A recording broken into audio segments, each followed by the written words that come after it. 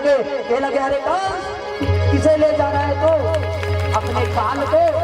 अरे देवकी से आके पेट करता देवकी के 8वां नाल तो काल हो ही काल, और काल से कौन नहीं डरा मेरे प्यारे।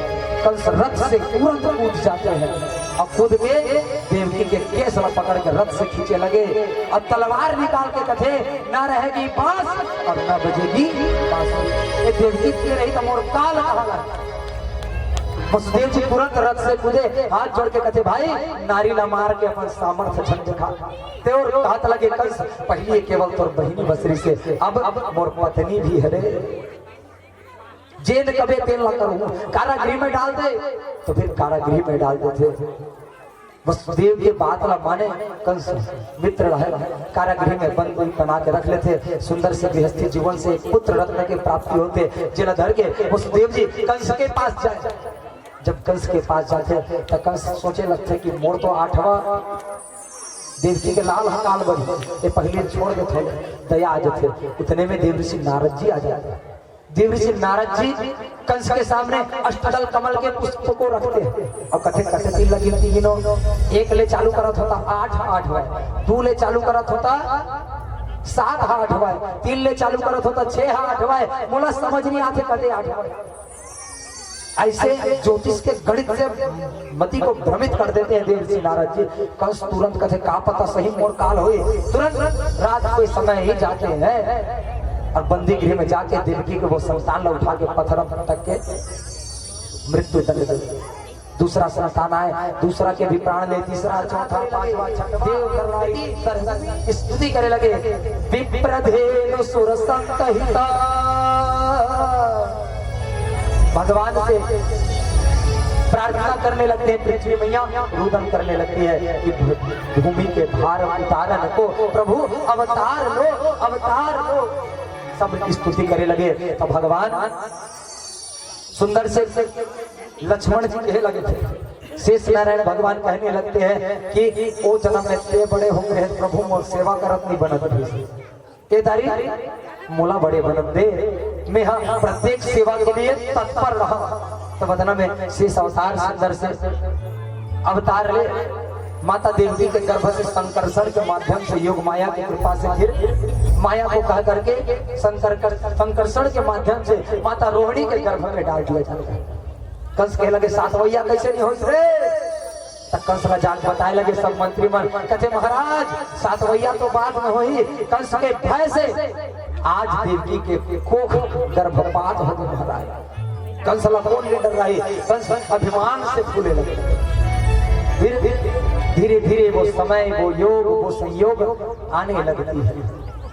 तब फिर भगवान पहली ले जाके देवकी और वसुदेव ला समझा देते देखो कि मैं जब आऊं तो फिर ऐसे ऐसे करना। सुपा में बहू ने बोला माता यशोदा के यहाँ छोड़ देना, वहां से कन्या रही बोला लाल। सब नियम बता के भगवान सुंदर से माता रोहिणी कहे लगे मोर कोख में नहीं आज कथे चिंता झन कर वो नक्षत्र में आए। राम अवतार के समय चंद्रमा बहुत कुर्चरी से एक कनक सूरज हटे का दिन महू देख लेते हो। वो समय सूरज हनी हटे तक वचन दे दे जा जब ते नजर भर दिन बेटे समय आऊं। मध्य रात्रि के 12 बजे भगवान सुंदर रोहिणी के नक्षत्र में अष्टमी के तिथि भादों के महीना कृष्ण पक्ष में सुंदर से कंस के कारागृह में और देवकी के संतान के रूप में वसुदेव के संतान के रूप में सुंदर नंदनंदन आनंद कंद सच्चिदानंद भगवान की प्राकट्य होती है। बोलो श्री कृष्ण चंद्र भगवान की जय हो। जैसे भगवान श्री कृष्ण के प्राकट्य होते माता देवकी निहारे लगे, सुंदर से भगवान के दर्शन करे लगे। ओकर बाद आप होते भैया सुंदर से वसुदेव जी कथे मुँह देख कर पान दे सुंदर पैसा। ओकर बाद कहते देव ये कंस बड़ा पापी है, तैला ले जाना चाहिए। सुंदर से वसुदेव जी महाराज वहीं पर सूते में धारण करते हैं बैठार के सुंदर जैसे मायापति भगवान है। सब बंधन रास्ता खुले लगे, वसुदेव के सब बंधन खुले लगे, रास्ता चले लगे। सब दरवाजा पार करके जैसे बाहर निकले तब कारी अंधियारी रात है, घनघोर कारी अंधियारी भादों के महीना कृष्ण पक्ष में कारी अंधियारी रात रहा है। भगवान ऊपर में रहा है और नीचे में देखते कारी अंधियारी रात है। मोर दादा कहूँ मेरे हपट के छन गिर जाए, बिजली कथे बिजली कड़ाक। अब बिजली कड़के तो मैंने रास्ता दिखे लगे, वसुदेव जी झटपट चले लगे। फिर कारी अंधियारी रात धर के खड़े हो जाए, बिजली कथे कड़का थरते तोला कड़का कड़क। अब उसने फिर से बिजली कड़के, बिजली कड़कट जाए तो रास्ता दिखल जाए, बिजली कड़कट जाए रास्ता दिखल जाए। वसुदेव जी महाराज धीरे धीरे धीरे धीरे चलने लगे। चलत रहे भादों के महीना में फुहारा धार आ जाते तो शेष नारायण भगवान तुरंत आके मेरे गोविंद की रक्षा के लिए तत्पर हो जाते। और बाद यमुना महारानी पड़े, जैसे यमुना महारानी में वसुदेव जी महाराज प्रवेश करी, यमुना के धार बढ़ जाते बरसात के नाम में। वसुदेव जी प्रवेश करे लगे। जब प्रवेश करे लगे तो फिर यमुना महारानी भगवान लगे वो चला कर नाव बैठ के चलते रहे। एमएल बने बोर्ड ला धोवन दे।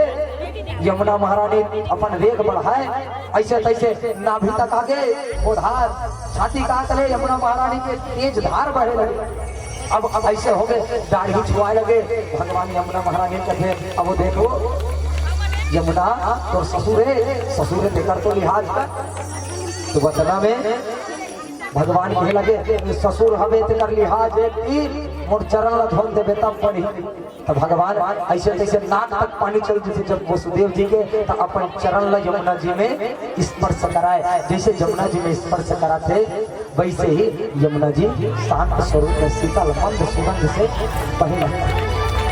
अब धीरे धीरे धीरे धीरे भगवान गोकुल पहुंचते हैं। अब गोकुल पहुंचे वसुदेव जी तो फिर वहां रहा योग माया कर भगवान ला लेटा देते और योग माया ला धारण करके फिर वसुदेव जी वापस लौटने लगे।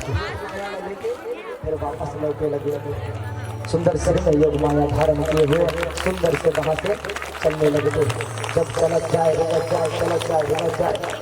कारागृह में पहुंचते और जब कारागृह में पहुंचे तो सुंदर से वो कथा को अपवाद में सुंदर से अब लीला का दर्शन करें।